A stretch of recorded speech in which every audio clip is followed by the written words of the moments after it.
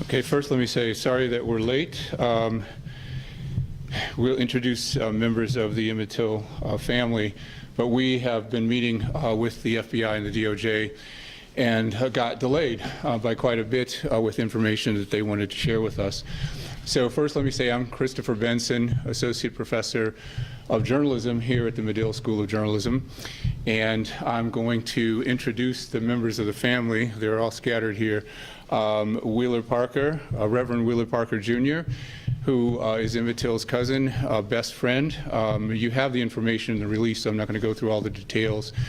We have Annie Wright, who is the wife of Simeon Wright, who also was at the house the night Emmitt Till was taken. We have Thelma Wright Edwards, who is a sister of Simeon Wright and is representing the Wright family. Ollie Gordon, who is niece and goddaughter of Mamie Till Mobley, who knew Emmitt Till. What did I say? Cousin, yes, cousin. And Dr. Marvell Parker, who is the spouse of Reverend Parker, also is a trustee at the Summit Board of Trustees. We are here because today we met with members of the government at the FBI district office here in Chicago. Some of the people who attended represented the Department of Justice, the FBI, and the state of Mississippi. Included in this meeting were Kristen Clark, Assistant Attorney General for Civil Rights at the Department of Justice, Clay Joyner, Acting U.S. Attorney for the Northern District of Mississippi. There also was Dwayne Richardson, who is the District Attorney for the Fourth Circuit Court in the Northern District of Mississippi. Retired FBI agent Walter Henry, who investigated the Emmitt Till lynching in this last phase of the lynching investigation, and others who represented various aspects of the different departments. We were called to this meeting to receive information about the findings of the FBI in its last leg of the investigation into the lynching, the 1955 lynching of Emmitt Till. And we have been working with the government for the last 4 years. Reverend Parker and Ms. Edwards have been working with the FBI and receiving information. Reverend Parker, of course, is a cooperating witness as well as a victim and a survivor of that night of terror in 1955. We have finally received findings from the FBI related to the investigation that was launched with the publication of The Blood of Emmitt Till by Timothy Tyson in February 2017, which, as you know, included what was reported to be a recantation by Carolyn Bryant, who accused Emmitt Till of all kinds of atrocities that ultimately led to his lynching. Now, I'm just going to read one portion of this letter that was issued to Reverend Parker related to this investigation. In 2017, Professor Timothy Tyson alleged that Carolyn Bryant, now Carolyn Donham, the wife of one of the confessed murderers and a witness to events leading up to the murder, had, in an interview with him, recanted previous accounts she had given of the circumstances surrounding Mr. Till's murder.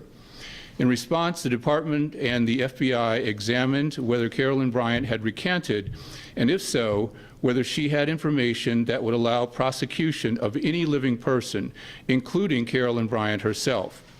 Following the exhaustive multi-year investigation, which included thoroughly reviewing that new evidence and examining the evidence gathered from an earlier investigation, we regret to inform you that for the reasons explained more fully below, we have not uncovered sufficient evidence to support a federal prosecution. The department re-examined Mr. Till's murder pursuant to the acts named in his honor, the Emmitt Till Unsolved Civil Rights Crime Act, the Emmitt Till Act, and its more recent reauthorization.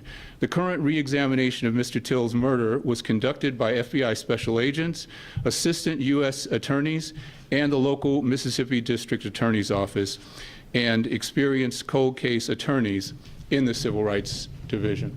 So you can imagine that this was quite a blow to the family, and they'll talk more about that.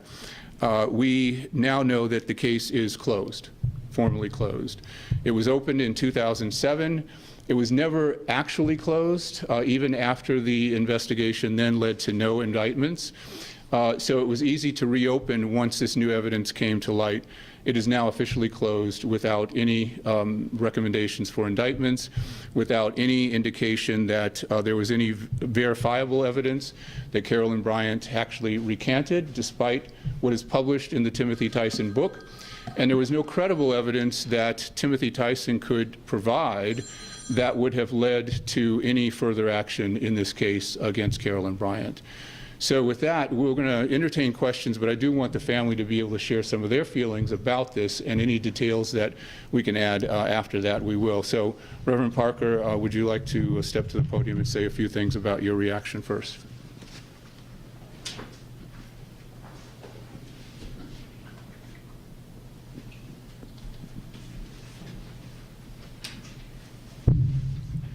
Thank you very much, and thank you for coming to this setting. Today is a day that we'll never forget. Officially, the Emmitt Till case has been closed after 66 years. For 66 years, we have suffered pain for his loss, and I suffered tremendously because of the way that they painted him back in the day that they kidnapped and killed him. I was 16 years old, and I remember reading how that they demonized him. Before you really do someone in or murder something, you have to demonize that person to make it seem like they're getting what they deserve. And I always lived with that, and I just couldn't understand how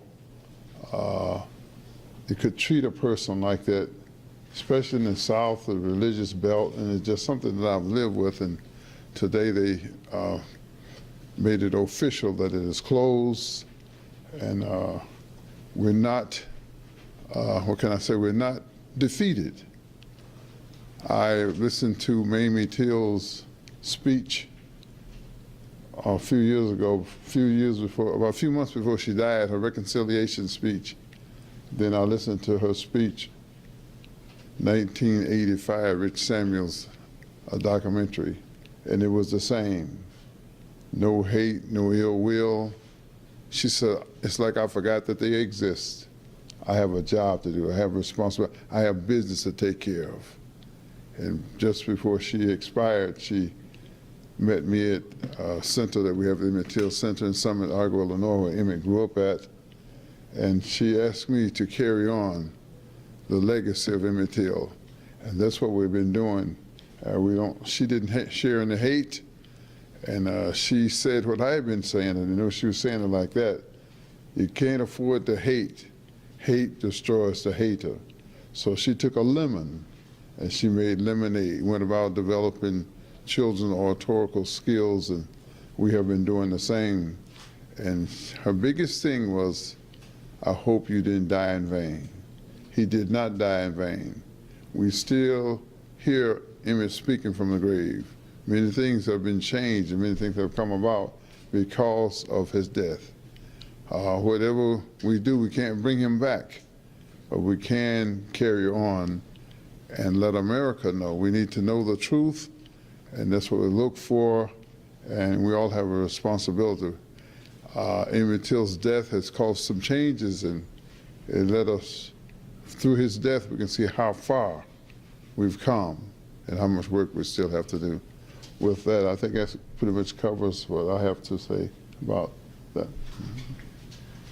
Thank you, and we are going to open up for questions after we allow other family members to speak. Ali, would you like to say some words about your reaction?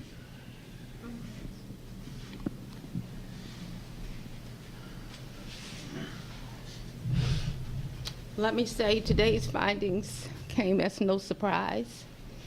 I did not expect that they would have found any new evidence or would be able to validate what Mr. Blood had said in reference to Carolyn Bryant recanting her story.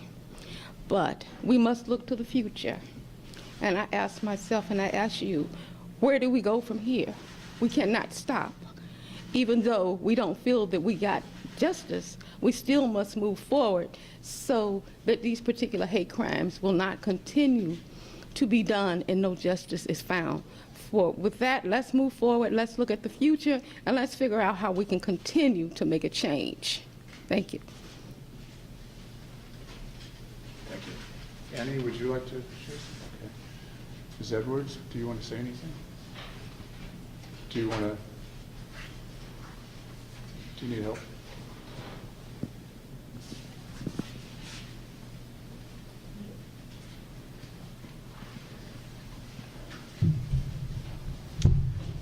Good evening to all. I'm not surprised, but my heart is broken. I'm the old man's daughter, Moses Wright, and I was sent to live with Till's mother and grandmother in 1939 when I was 8 years old. I pinned diapers on Emmitt. I lived with him. He was like a brother to me. And as my nephew said, I have no hate in my heart. But I had hope that we could get an apology. But that didn't happen. And nothing was settled. The case is closed. And we have to go on from here.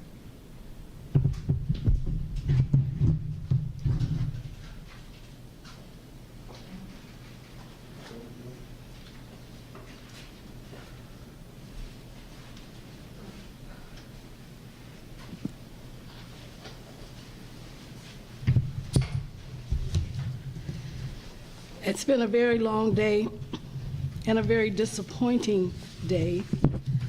However, as the other family members have stated, it has not been a very surprising day. But I'd like to quote from Emmitt Till Mobley's final public speech. She delivered it December 2002. And a month later, she passed away January 6, 2003. And this is what she said. She said, "The Lord spoke to me and said, 'Don't forget, vengeance is mine.'" She went on to say, "And for 47 years, I did not waste any time hating." She said, "I don't have the balance of life and death in my hand. And I'm glad he took hatred out of my heart." Unquote. Today, we echo her sentiments. We do not have the balance of life and death in our hand. And the Lord truly has said, "Vengeance is mine, I will repay." So yes, we're disappointed that the murderers of Emmitt Till were found not guilty in 1955, later confessed to committing the murder. We're disappointed that no one has paid for the tragic, brutal murder of a 14-year-old boy for whistling at a white woman. But there's no hatred in our hearts either, because we believe what the Lord said to Mamie, "Vengeance is mine." He is the righteous judge.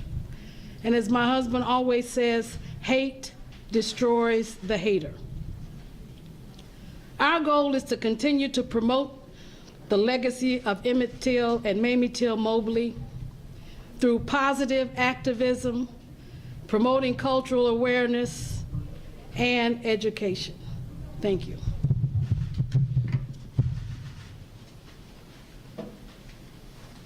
Thank you. It was quite a moment at the district office as the emotions came out with the release of this information. As you can imagine, this is a family that's waited 66 years to learn who would answer for Emmitt, and now we know, nobody. And that's a tragedy on top of a tragedy, and this is a family that has to endure that pain forever. However, we have heard some positive indications about what's coming forward, and as Mamie Till Mobley did, mining grief for a mission in life, and we'll be saying more about that in the coming days. Just a few things between the lines of what is going to be released any minute now by the federal government. One, there was no credible evidence that Carolyn Bryant Donham said what Tyson reported in his book. No credible evidence that would have been held up in court if they had tried to indict her on perjury for making false statements to the federal government when she was interviewed on this. There was also no credible evidence, according to our discussion with the authorities, that anything that Carolyn Bryant ever said about Emmitt Till in that store was true. So these are things that help us in moving forward, as you heard, with a family that is in pursuit of the truth, because now the only thing that we can call justice in this case is advancing the truth in this story, a story that's been misreported over all these years. So we'll continue to work together in order to advance that, to work on the legacy of Emmitt Till Mobley on multiple projects. And we will be in touch with the media to talk about some of these efforts as we move forward. So with that, we can open up to questions, either for the family or for me. Before we open Yeah. to questions, Thelma's statement was made to the webinar Oh, mic okay. and not the broadcast mic. So if she would like to restate her piece, okay. then maybe we can let her do that real quick. Okay. And is that okay with you? Yeah, that's fine. Yeah. She-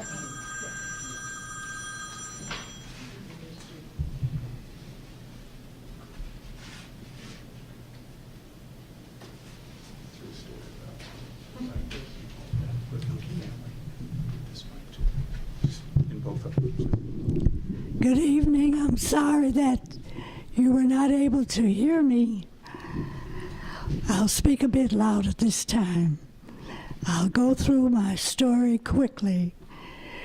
In 1939, when I was 8 years old, I was sent to Till's mother's house and her grandmother in order to get a good education. Emmitt was more like my brother. I pinned diapers on him, those old bird's eye diapers, and I'd stand them up and they would fall down. My heart is broken, but what we heard today, I expected. And we're thinking, where shall we go from here? I had hoped that the family would apologize at least, but that didn't happen either. We do not have any hate in our hearts. As my nephew said, vengeance is mine. I will repay, saith the Lord. We're going to aim for the sky. We're going to keep walking and helping to end the racial problem.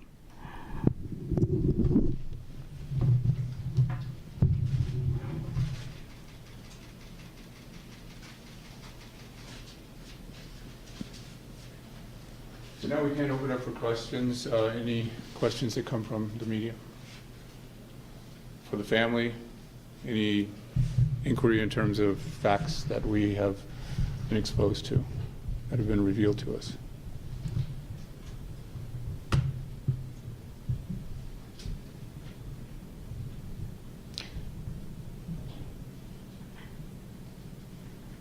Okay. As I mentioned, we did get information that the people who did the investigation found no credible evidence on any of the parts of this case. There was every opportunity for the writer to produce that evidence, and the stories, according to the FBI, were changing constantly. So that's unfortunate. One of the things that Reverend Parker didn't say was how joyful he was when the report first came out that Carolyn Bryant Donham had finally confessed, basically, because the truth was coming out. He knew the truth. He was there at the store when Emmitt walked in. He knew that nothing had happened in that store, and so the lies that have been perpetuated over time have been especially hurtful to him. So he was joyful when he heard that she had recanted, and then doubly disappointed as we cooperated with the government over the course of time and began to see that there was no proof of that. So again, it's an unfair outcome with respect to justice. We're going to try to pursue justice as best we can with respect to getting the truth out there and telling the true story. This is the final chapter for the book we're working on, but it's not the last of the story of Emmitt Till, certainly. And the people at the Justice Department also pledged their support in combating hate crime wherever it springs up. Inspired by this story, as Kristen Clark shared with us, every day she walks into the Department of Justice, she's thinking about Emmitt Till and cases like the Emmitt Till case in order to inspire her staff to seek justice. So with that, we are at least hopeful. So. Anything? Okay, thank you. Sorry for the delay, but it was beyond our control. We were with the FBI after all, so we're certainly appreciative of the effort that was made. Thank you.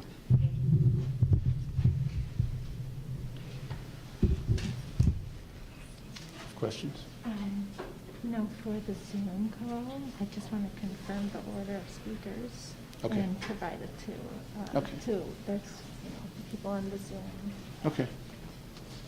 Can you really quick if you can? Okay.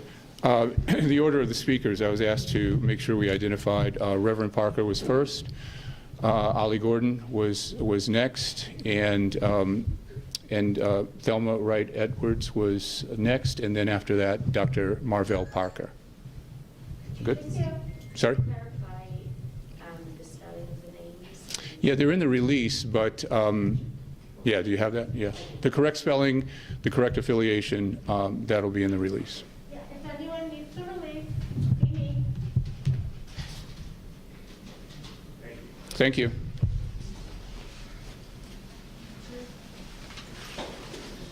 Thanks for your patience, too.